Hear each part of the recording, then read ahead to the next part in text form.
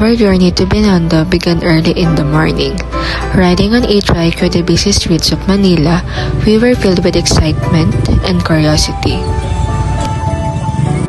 As we arrived, the first thing that greeted us was the iconic Ongping Street, an artery of Binondo that holds decades of history.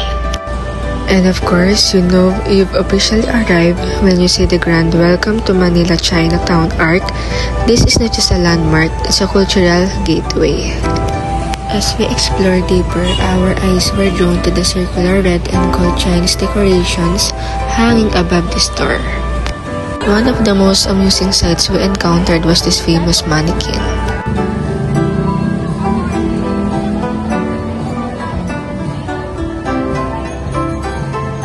This interactive spot is another must-try in Binondo. It's lighthearted and entertaining, a little way to immerse yourself in the quirky side of the Chinatown experience. Next up, one of Binondo's most famous drinks, 1K sugarcane juice. The line was long but totally worth it.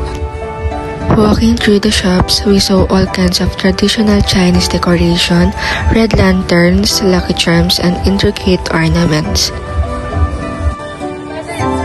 One of the most mesmerizing moments we captured was the making of scallion pancakes.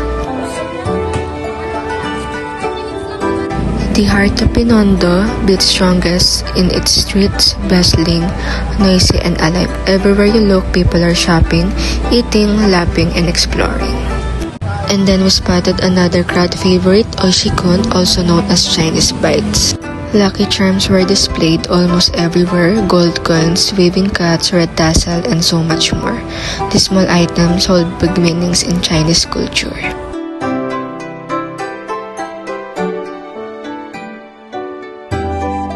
And here we are, we wanted to take a moment to personally welcome you to this vlog. We hope you're enjoying the journey so far. To wrap up our visit, of course, we had to sit down and enjoy all the food we bought. From savory bites to sweet drinks, every flavor told a story. It's amazing how culture can be experienced through something as simple and joyful as eating.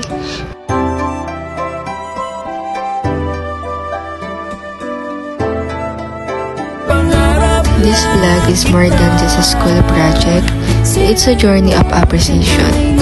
As students of art appreciation, we chose Binondo not just because of its popularity, but because of its undeniable cultural depth. Here we saw how art lives in everyday details, in colors, textures, movements, and tastes.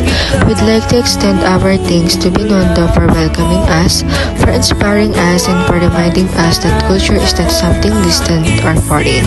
It's right here, alive and present. Thank you for watching, and we hope you carry a piece of this experience with you.